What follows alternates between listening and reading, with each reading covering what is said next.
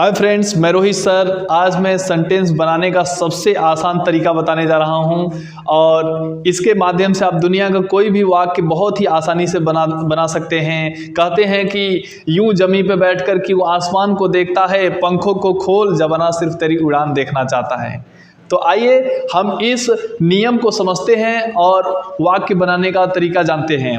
तो देखते हैं how to make a complete sentence, मतलब वाक्य एक पूर्ण कैसे बनाया जाता है, उस नियम को देखते हैं और समझने का प्रयास करते हैं। जैसा कि मैं यहाँ पहले से नियम लिखा हूँ, रूल लिखा हूँ कि यदि आप दुनिया के किसी भी वाक्य को बनाना चाहते हैं तो उस वाक्य को बनाने के लिए सबसे पहले क्या लिखा जाता है? सब्जेक्ट लिखा जाता है, सब्जेक्ट। और सब्जेक्ट लिखने के बाद हम क्या लिखते हैं? हेल्पिंग वर्ब लिखते हैं। तो आइए हम समझते हैं सब्जेक्ट पहले किसे कहते हैं। जैसा कि आप सभी जानते हैं कि सब्जेक्ट उसे कहते हैं जिसके द्वारा कार्य किया जाता है। जिसके द्वारा कार्य किया जाता है उसे क्या कहते हैं? सब्जेक्ट कहते हैं, यानी हिंदी में कर्ता कहते हैं।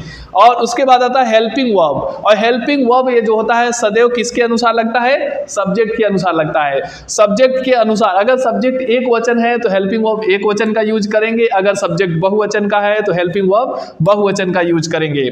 और सहायक क्रिया हम किसे कहते हैं? जो वाक्य को बनाने में क्या करता है? सहायता करता है, उसे कहते हैं सहायक क्रिया। और उसके बाद हम वर्ब का फॉर्म लगाते हैं। वर्ब का फॉर्म जो होता है वो किसके अनुसार लगता है? टेंस के अनुसार लगता है। और इसमें मतलब जैसे मैं अभी फोर्थ फॉर्म यहाँ पर लिखा हुआ हूँ तो ये प्रेजेंट कंटीन्यूअस का फॉर्म है। और फोर्थ फॉर्म किसे कहते हैं? जिसमें आईएनजी लगता है उसे कहते हैं। और उसके बाद ऑब्जेक्ट है और उसके बाद ईटीसी है। बहुत लोग को कठिनाई होता है वर्ब को पहचानने में, तो आइए हम उस फार्मूले को भी बता देते हैं। वर्ब बहुत ही आसानी से आप पहचान जाएंगे। जिस वर्ड के अंत में, जिस वर्ड के हिंदी मीनिंग उसका पढ़ने पर अंत में ना आए, ना शब्द अगर आए लास्ट में, तो उसे क्या कहते हैं? वर्ब कहते हैं। जैसे प्ले, प्ले मीन्स क्या होता है? खेलना, लास्ट में क्या आ रहा है? ना आ रहा है, तो इसे क्या कहेंगे? वर्ब। जैसे टॉक, टॉक माने होता है बात करना, लास्ट में क्या आ रहा है? ना आ रहा है, तो इसे हम क्या कहेंगे? वर्ब कहेंगे।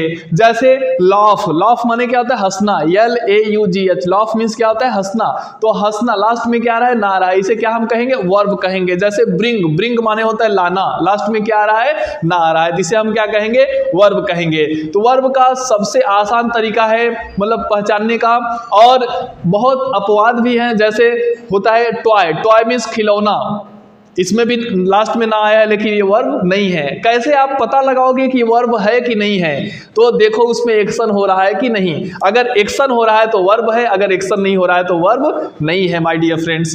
अब उसके बाद आता है ऑब्जेक्ट, और ऑब्जेक्ट को कैसे हम पकड़ते हैं ये भी हम बता देते हैं। बहुत ही आसान तरीका बता देते हैं जिसको आप सीख करके आप बहुत ही आसानी से पैसुवाइज भी बना सकते हैं। जैसा कि बताया गया है कि यदि आप पैसुवाइज बनाना चाहते हैं तो पैसुवाइज बनाने के लिए सबसे पहले ऑब्जेक्ट पे पकड़ होना चाहिए। अगर ऑब्जेक्ट पे पकड़ आपका नहीं है तो आप पैसुवाइज नहीं बना सकते हैं। तो ऑब्जेक्ट को पकड़ने के लिए 3 शब्द हम बताने जा रहे हैं। क्या, किसे, किसको। क्या, किसे, किसको लगाने पर आपको ऑब्जेक्ट मिल जाएगा वाक्य में। क्रिया को बोलकर अगर बोलेंगे क्या, किसे, किसको, तो आपको ऑब्जेक्ट बहुत ही आसानी से मिल जाएगा।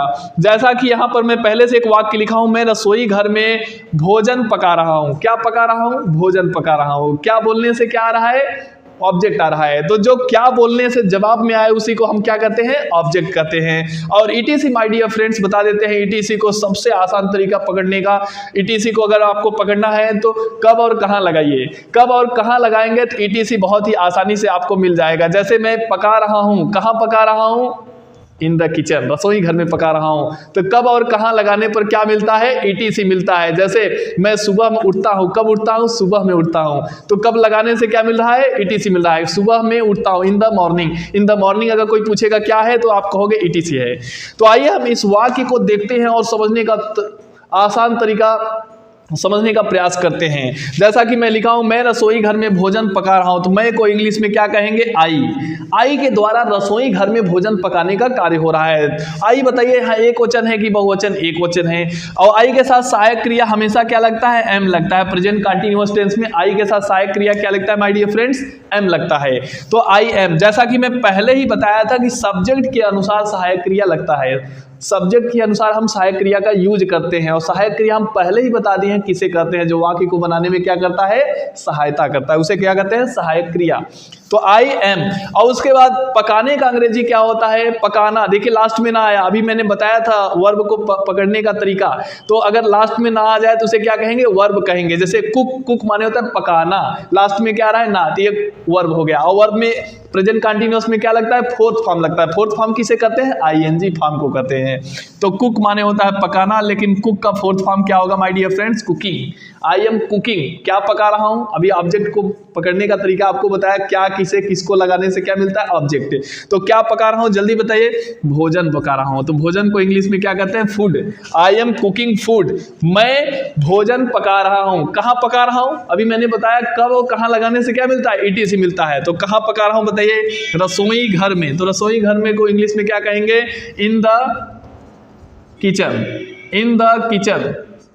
और बहुत लोग my dear friends kitchen room लगा देते हैं। तो किचन रूम, देखिए किचन का मतलब रसोई घर होता ही है, रूम उसके साथ नहीं लगाया जाता है। यदि आप किचन रूम लगा दे रहे हैं तो आपका सेंटेंस सरासर गलत हो जाएगा।